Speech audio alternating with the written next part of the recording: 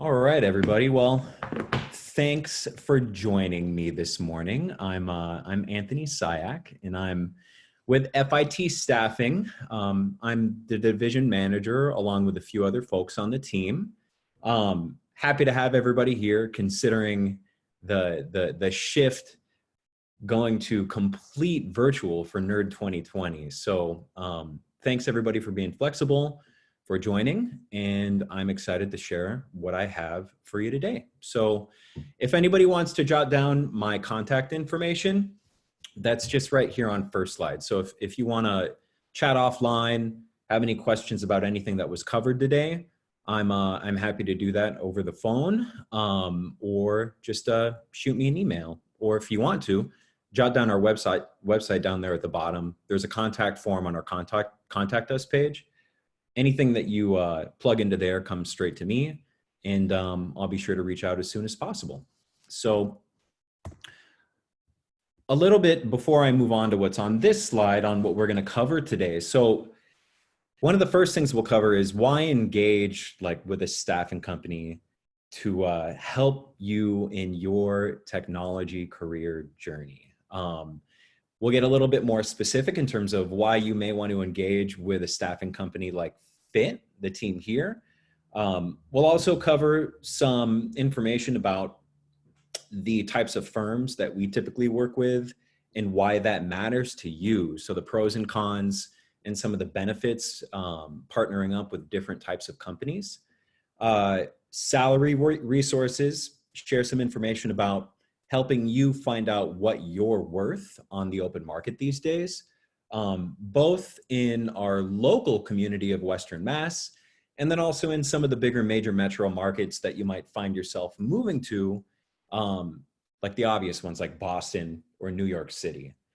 We'll also go over some other things to consider in your just kind of overall job searching journey. We'll go through some resume coaching, some interview prep, so some do's or don'ts, some really smart things that you should probably do before and during and after your interview, and then some other things that maybe you don't want to do. And then lastly, I'll share the rest of the team's information here, so you can reach any one of us. So on to the slide that we have right here. So why engage with a staffing company to help you in your technology career journey? So the first one is we have relationships with several companies, all sorts of sizes, firms that are from 5 employees all the way up to maybe 500 or 1,000.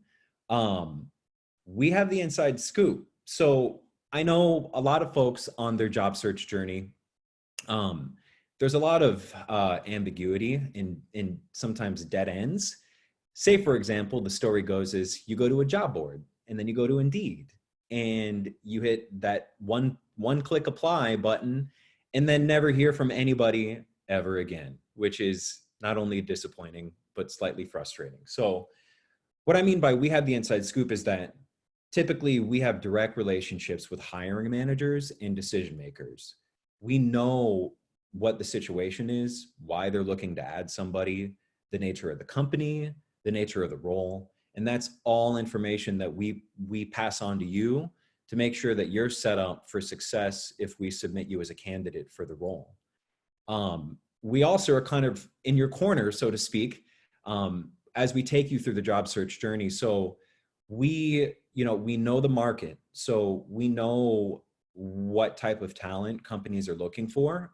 Say, for example, if you're a software developer, a lot of firms in Western Mass operate in .NET framework.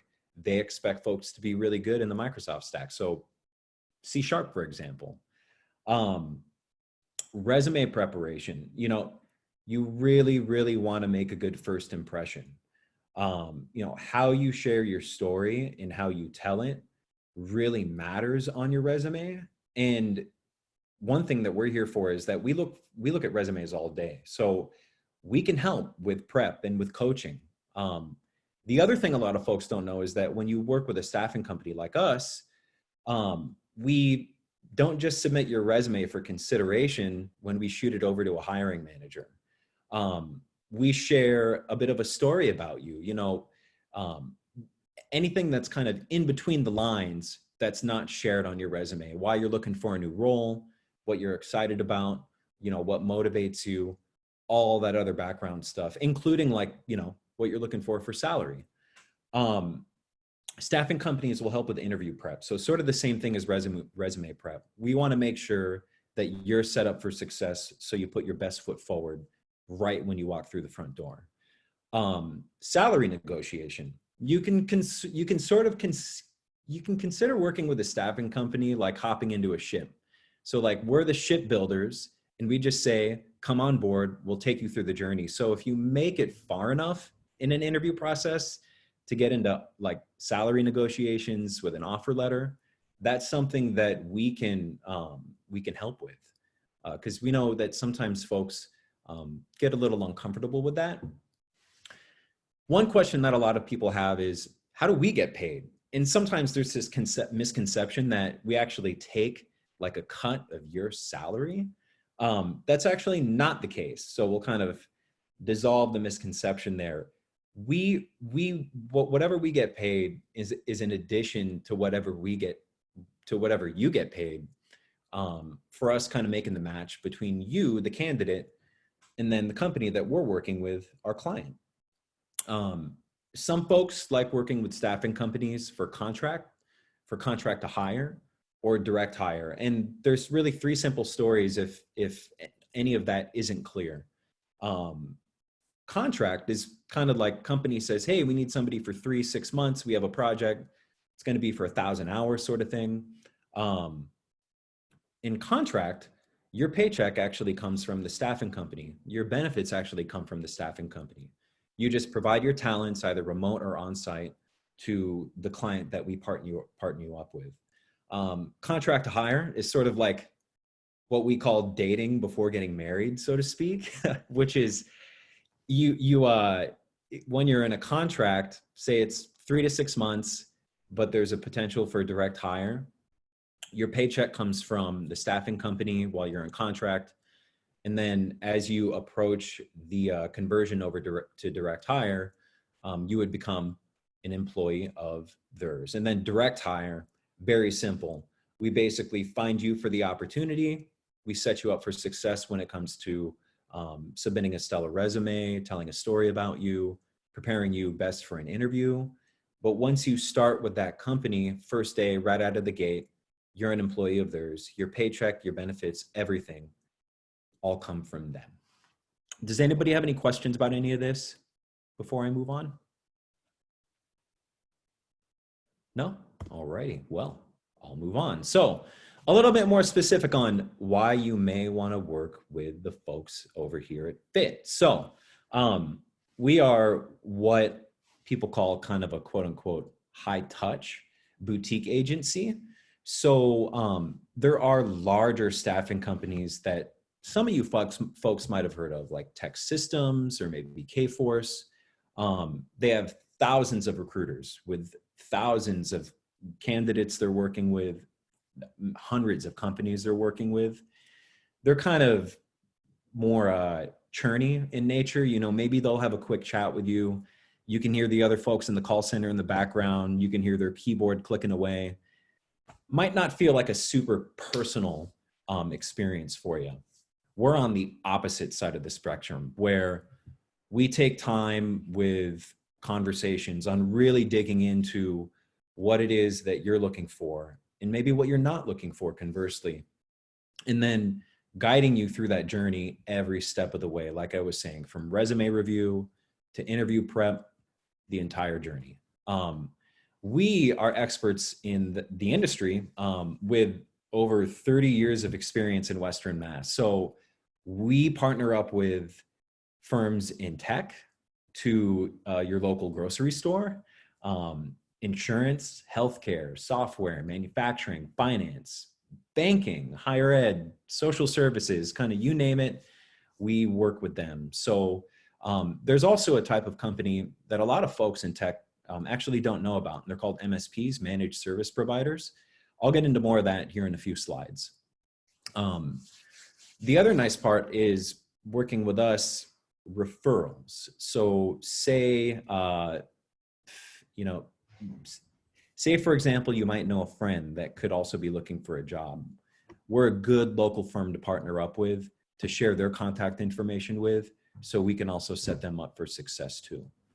One thing I also want to mention too is working with a high touch boutique agency like us really is more relationship driven. So say, for example, today you're a software developer and we talk about a specific role that we're working on right now. Any information that we collect about what it is you're looking for, we kind of save in our back pocket. So if things don't work out for that particular opportunity, you're kind of top of mind for us. 3 weeks later, maybe another similar opportunity pops up. You'd be one of the first people that we'd reach out to if we thought you aligned particularly well for the role. Anybody have any questions? Alrighty, so these are a few slides on kind of the merits of partnering up with working for different types of firms.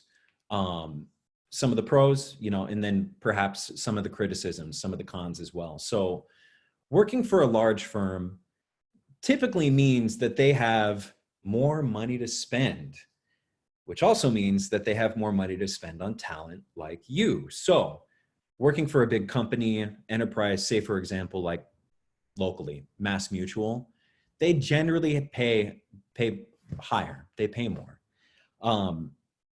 Although they operate on something called salary grids, which is once they have you in a particular, say, quartile for your level of experience for a particular role, you're pretty much slotted right into that box on the salary grid. They do usually have excellent benefits. We typically find, because they have so many employees, that a lot of folks get siloed into particular roles. So that's what we mean here by very specific roles. If someone has by title expectations attached to them, they really stick closely to those expectations. Very clear career paths. Of course, there's quite a bit of job stability. Very structured onboarding and training programs. And sometimes they have some skunk works groups, kind of what you can call sandboxes, that allow for a little bit more movement, but that's not very common. So on the opposite side of the spectrum is going to be some of the smaller companies and then the startups. So typically they do have attractive compensation packages. And sometimes that means that they offer stock, you know, options, equity in the company, which could be enticing if you think that the company is going to be growing quite a bit, either in the near future or even for the long term as well. Having a stake in that, frankly, you know, feels good. You know, I think they find that folks are more vested in the company's success because they do that.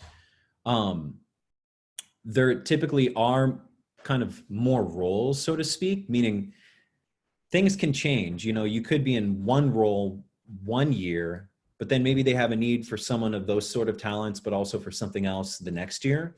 The growth potential is there for you to make more lateral movement. And that's kind of what we mean by you wear more hats, is you're not typically siloed into your own little corner. They usually expect folks to be more hands-on with other things because that's just kind of what it takes.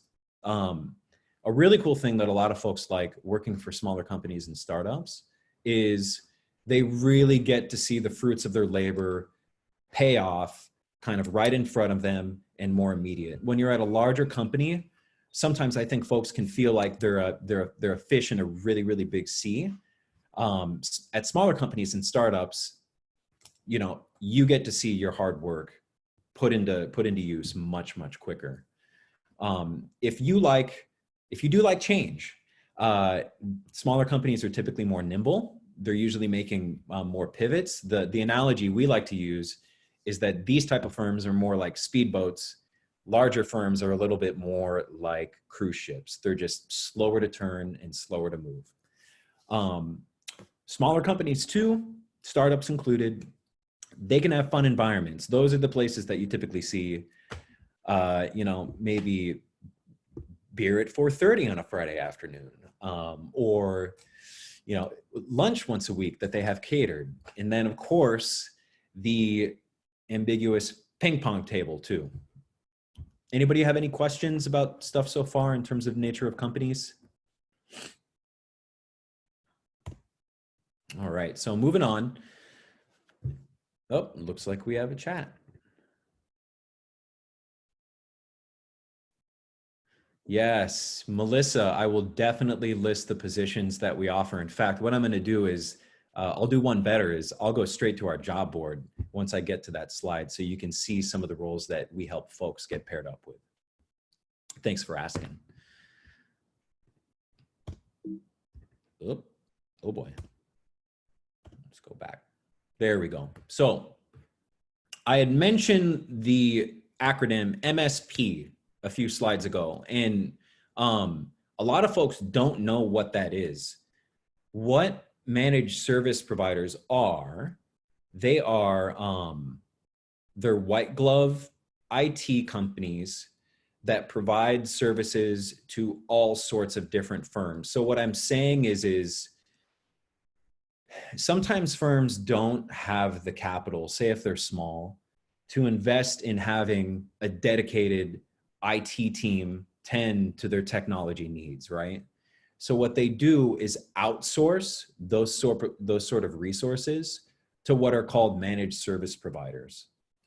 MSPs come in all shapes and sizes. There are some really big ones locally in Western Mass that handle everything from, you know, hardware to imaging new machines, helping end users to cybersecurity, information security.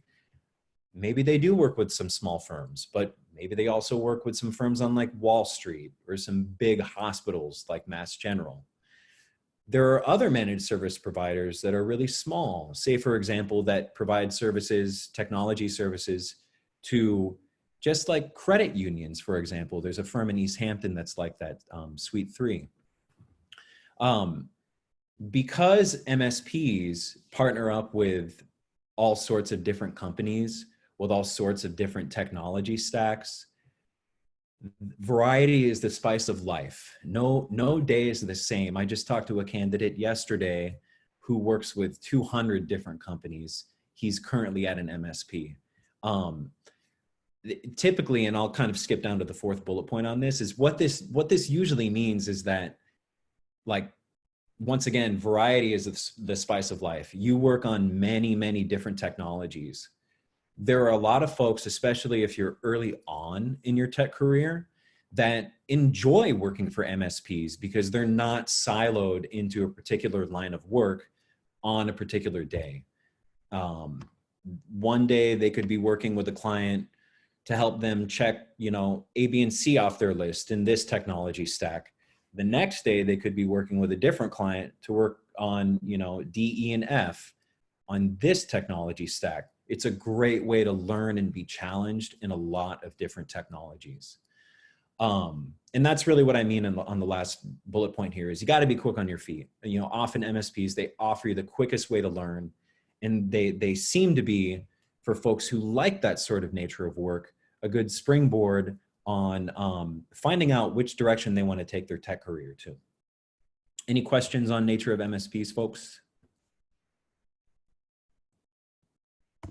All right, moving on. So on to salary. This always seems to be an interesting topic of discussion, just because, you know, folks always want to make sure that they're not asking for too much, but they also want to know what they're worth on the market, right? You don't want to lowball yourself in the end.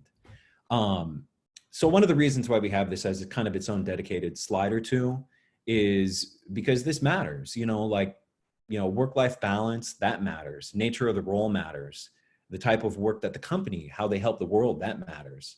But also at the end of the day, you know, the paycheck that gets deposited into your bank account every week or two, that definitely matters too. So a few salary insights here, and then a few resources that you can go to to kind of help guide you in your search. So the first one is kind of really what are you worth on the market? That's the question that we're trying to answer here. So first things first, of course, is gonna be a conversation with one of us, with Jackie, myself, or even our business development manager, Pierre, or our technical recruiter, Matt.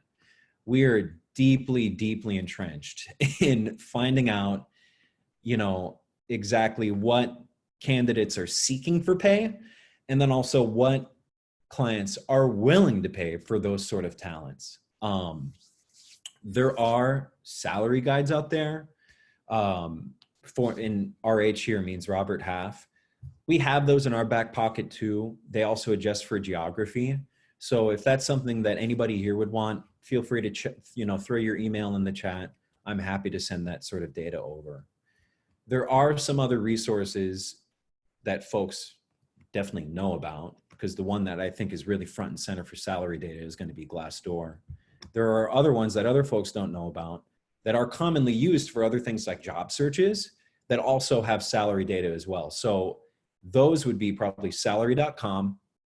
The other one would be PayScale, although I think they do have a paywall, but you can do like 10 free searches on salary data before they say, hey, pay up.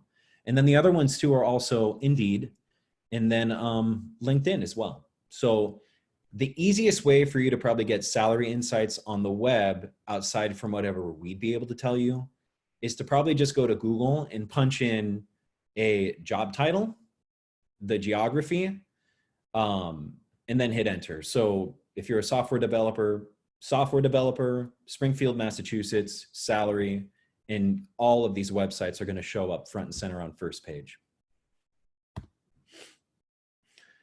A few things to consider in terms of what you're worth on the open market. So salaries definitely vary by industry. So I think on this slide, this is quite a bit of education in terms of educating you to kind of level set your expectations as you kind of go through your tech job search journey. So manufacturing, higher ed, and then nonprofit organizations, they typically pay lower.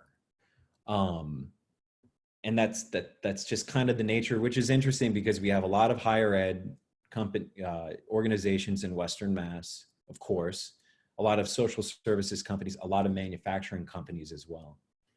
Excuse me, I'm going to take a drink of water.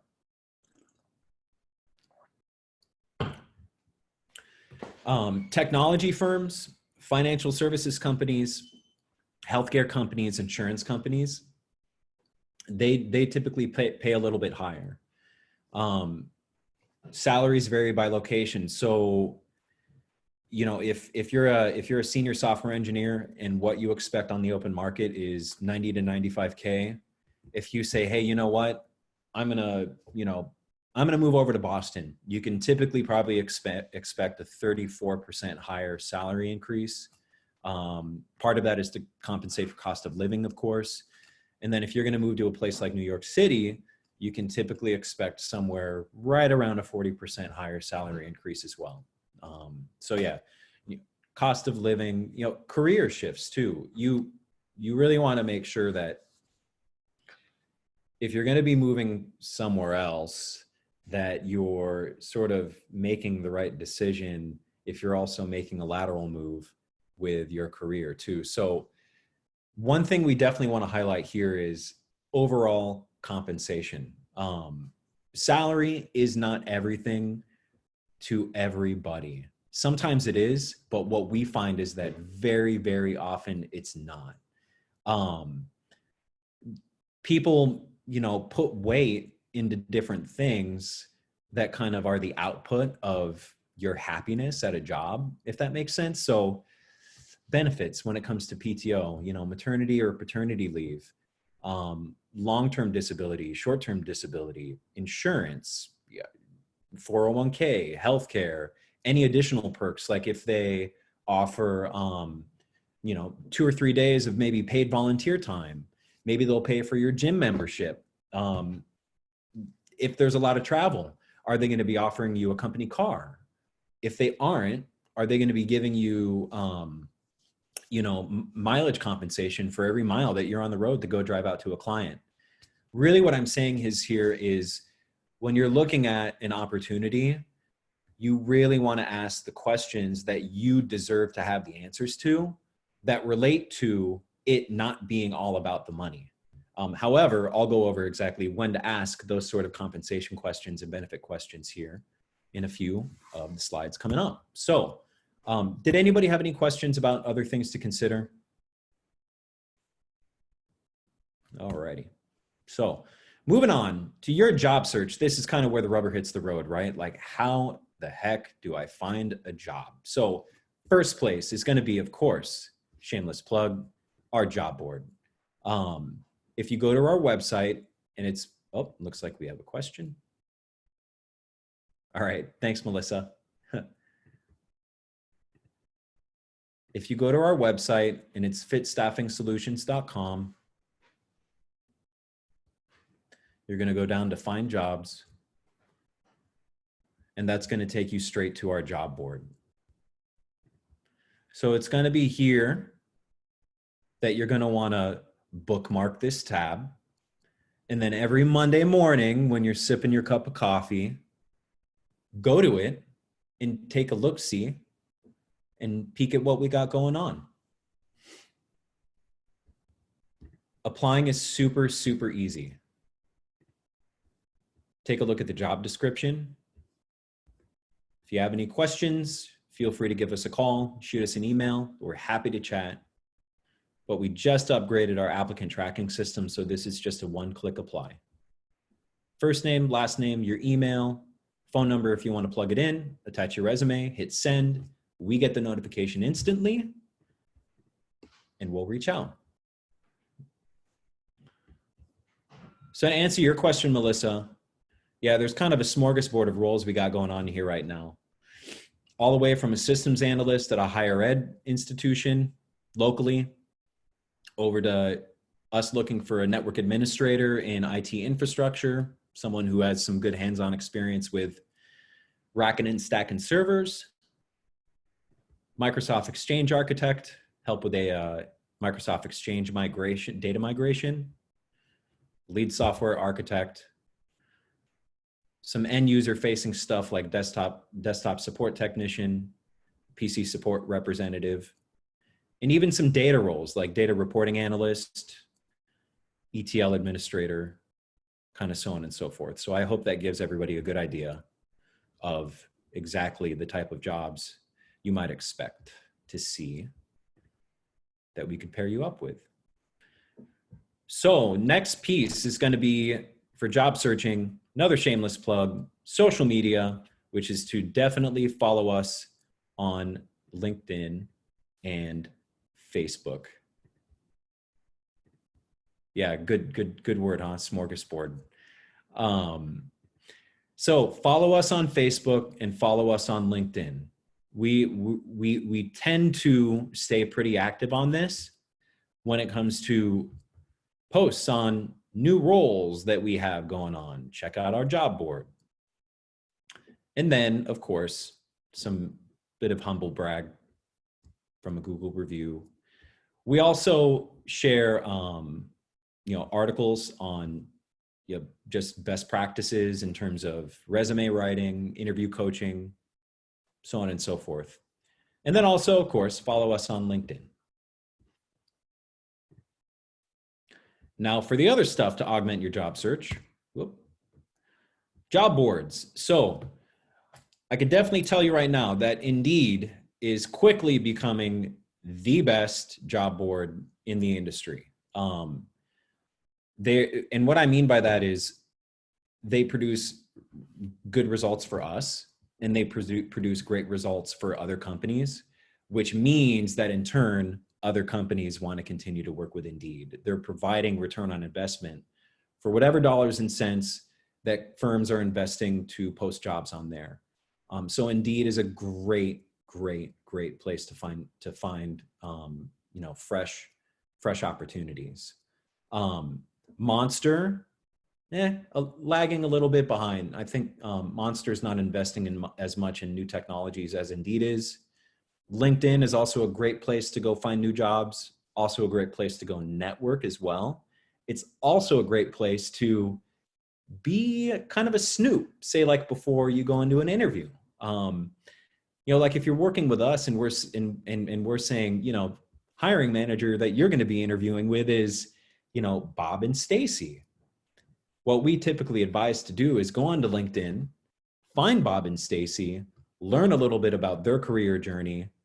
Maybe it makes for compelling conversation once you're in an interview with them. People like that. You know, as creepy as it might be that you're like, yeah, you know, I was checking you out on LinkedIn or anything. That's the new normal. People almost come to expect it. And I'll have a little bit more information about, you know, being snoopy, educating yourself on a role, educating yourself on a company here in just a sec too. One thing that a lot of folks don't know about is setting job alerts on job boards. This is nifty, very, very nifty. So for example, on Indeed, and I'll show everybody, if you're a software developer, and I'll just kind of do the search, plug that into what, and then into where, let's go Springfield, Mass. And then you hit find jobs. For every job search inquiry that you perform in here, there's always going to be a box in here that says be first to see new software developer jobs in Springfield, Massachusetts. Throw your email in here, hit activate. Sure, it might flood your email with automated messages from Indeed 50 times a day, but that's the sort of effort it takes to make sure that you're completely like minute to minute up to date on who's posting jobs, when and where that you might pair up well with. The other thing too, a little secret, is if you see a job that's particularly enticing to you, you're like, wow, I'm a perfect fit for this. Feel free to email us that job. Could be a chance, since we work with so many clients, especially in Western Mass, that they're our client. Basically what I'm saying is you could have us in our corner for that journey rather than hitting apply on Indeed and then having it maybe go into a black hole and never hearing from somebody again. ZipRecruiter, not as good for tech, I don't think, really good for manufacturing roles, those sort of jobs. Google Hire, I struck through because Google Hire is actually shutting down September 1st, so that's getting sunsetted. Working with other staffing agencies. A lot of times folks know other folks. So funny enough, that's how I got my job with Fint, is I talked to a staffing agency at a Grow with Google event in Springfield a few years ago. They didn't do tech, but they said, hey, maybe you should go talk to Jackie at Fint. And here I am. So that really punctuates network, network, network. Talk to as many people as you can, as often as you can, even if you don't think it's going to bear fruit at that moment. You never know when you're going to cross paths with somebody that could set you up for success. Does anybody have any questions about some tips and tricks for job searching before I move on? No? All righty. Okay, so building a great resume. You definitely want to tailor your resume to match your goals. You definitely want to tailor your resume to the job description. Quite a few times we see resumes that get submitted. They are non-contextual whatsoever to the role that they applied for. You don't want to be that person. So take the 30 minutes, take the hour it takes to match what's in your resume to the job description. I'm not saying copy and paste, but I'm saying use some creative thinking, use some critical thinking to set yourself up for success, because that's your first chance at being judged, quite frankly. So brag, this is your place to do it. Don't be humble. If there are stories to tell that just say how awesome you are, tell them. People love stories, and people love stories with data, hardcore data. So if you want to say, you know, I did this and increased revenue by X% in Y months, tell that story. People want to know how you made an impact. Catch the eye, list your best skills at the top and tailor that to whatever the job description says is most important. If you want to use a template, we have some. We're happy to share. Grammar and punctuation, they matter. read it and then read it 50 times more to make sure that everything looks perfect. Attention to detail, that's what that speaks to. Decision makers, they want to see that. It's a reflection of the type of employee that you might be when you're on their team. Choose your words wisely. Use strong action words. Use the right tense. Don't repeat. Don't copy and paste from job descriptions. Being concise is good. One page is nice. If you got to do two, that's okay as well. Phone a friend who wants to be a millionaire. Ask for a second set of eyes on your work, or you can phone us. Anybody have any questions on building a great resume? And also, we're happy to share some anonymized ones that can kind of show you what to do and then don't do, which is a convenient segue into interview do's and don'ts. All right, so interview do's and don'ts. You definitely want to prepare. Glassdoor is your friend. That's one tool in your tool belt to make sure that you can find out as much information as possible about the company, who the CEO is, what the former and current employees' impressions are. You can even filter by division. So like if you're gunning for an HR job, you can filter reviews by HR. If you're gunning for technology, you can filter by technology. It gets pretty granular.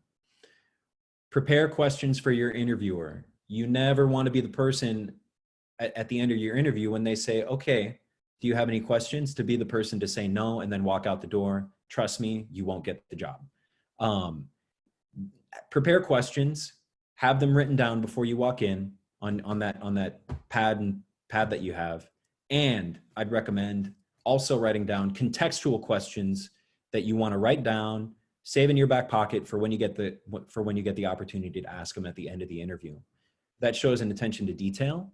It shows, your listening skills. It's that small stuff that matters. Do research about the company. Google is your friend. Find out as much as you can about the role. Say if you're partnered with us to help you, be guided through that journey. Do as much research as you can about the company. They want to know that you did that. They want to know that you're genuinely excited about the role, about joining the company. And you should definitely go into the interview with that sort of excitement.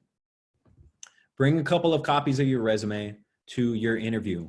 These days we're all very, very digital, but still it's best practice to bring a couple of copies if it's multiple pages, staple them, make it look pretty, and hand them out at the beginning of your chat when you walk in. Dress the part, but know your audience. So if you think that it's, if you're a software developer and if you think it might be a little casual, go one level up from that. And I'm not saying a tux, but if it's going to be khakis and a button up, go khakis, a button up, and a tie. You will never be dinged for going a little bit more formal than you ever think you should have. Like I said before, bring something to write on and something to write with. Always be on time. And by be on time, we mean actually early. Some folks even take it a step further and do a dry run on driving to that office, maybe a week before, a couple days before, to know exactly how long it's going to take them to be able to get there. If you have to sit inside of the parking garage or the parking lot for 10 or 15 minutes, and kind of psych yourself out, do that. It's better than being super early and hanging out in the parking lot than being late and frantic and not having your mind in the right place, walking through the door like Cosmo Kramer and Seinfeld 3 minutes before the start of your interview. Body language, this matters too. You want to make eye contact. Don't cross your arms. Kind of don't fidget. Be comfortable. A common things folks do to help them relax is actually kind of put their hand in front of their chest, or maybe put their hand on the side of the side of their neck. Science has shown that it actually helps you kind of relax when you're in a tense situation. Post-interview do, always send a note within a day after. This is a best practice that we coach our candidates on after they go in for interviews. And really it doesn't, you don't need to write a dissertation. It doesn't need to be multiple pages. You can keep it short, 100 words. It has to be contextual, and it has to be thoughtful as well. It can't just be, thanks for your time, appreciate the opportunity to interview, talk to you soon. If anybody wants examples of exceptional thank you notes, we have dozens and dozens. So feel free to give me a call or shoot me an email. I'm happy to share. Don'ts, and it looks like I just have a few minutes. So don'ts. Don't ask questions that lack tact. Like, how much will you pay me? Doesn't really give a good impression. Don't forget your manners. So some folks don't think about this, but this is something small that definitely matters. So avoid smoking right before. You don't want to go in smelling like cigarette smoke. Or don't wear too much perfume. Don't chew gum. If you wanna freshen your breath, do an Altoid, do a mint. Don't be negative. Don't trash talk your former employer. And don't pretend. Being yourself is actually something that a lot of decision makers look for. They look for you knowing the value that you can bring to the organization and the value that you can bring to the team. But a lot of folks, they also care about, being humble about what you think you may be challenged by, and how you could sort of convey overcoming any challenges, and maybe have a few stories about how you've overcome other challenges before in your professional life too. This really shows them what type of teammate you'd be once you join the team. Anybody have any questions?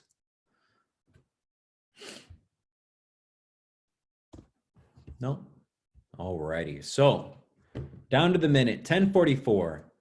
Anybody, please feel free to contact us. If you want examples of resumes, if you want any interview coaching, if you just saw a job that you think you might slot well in for, that you would, want to discuss with us, we're happy to do that. Like I said, examples of thank you letters to send to companies after you interview. We are more than happy to do that. Jot down our contact information here. We're a pretty small team. There's Jackie, she's the director of technical staffing. Myself, I'm the division manager. Pierre is business development manager, so he interfaces with a lot of the companies we work with. And then Matt, who's our technical recruiter as well. Follow us on LinkedIn and Facebook. Check us out online, fitstaffingsolutions.com. And thank you very much. And Nathan, good question. We have a very contextual question considering the times. This question is do you have any thoughts about the job market given the virus impact on the economy? So Nathan, this past week or so, there has been an impact on the uncertainty, some of the fear associated with companies being concerned about their revenue stream, but of course their expenses staying the same because the downturn has been pretty quick. I think my 2 or 3 thoughts is, first one is, yeah, it's changed the landscape a little bit, perhaps in terms of the propensity for companies to be as willing to hire as they were maybe even just a few months ago.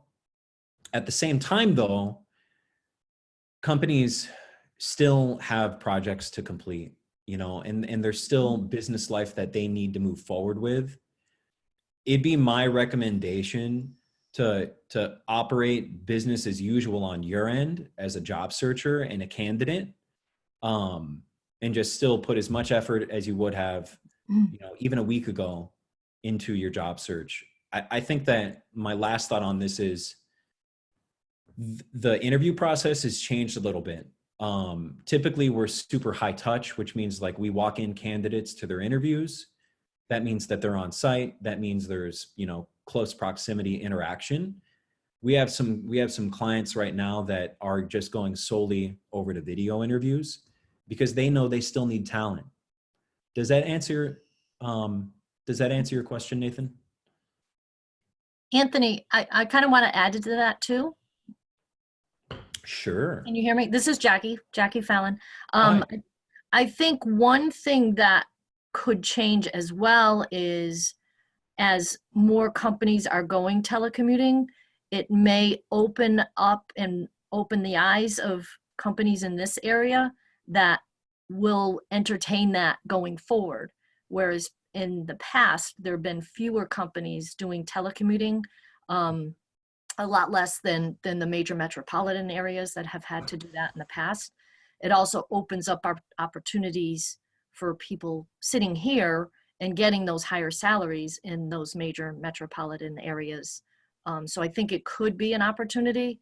And then the last thing I'd say about what's happening is many times what we find, as Anthony mentioned, companies still need the work done.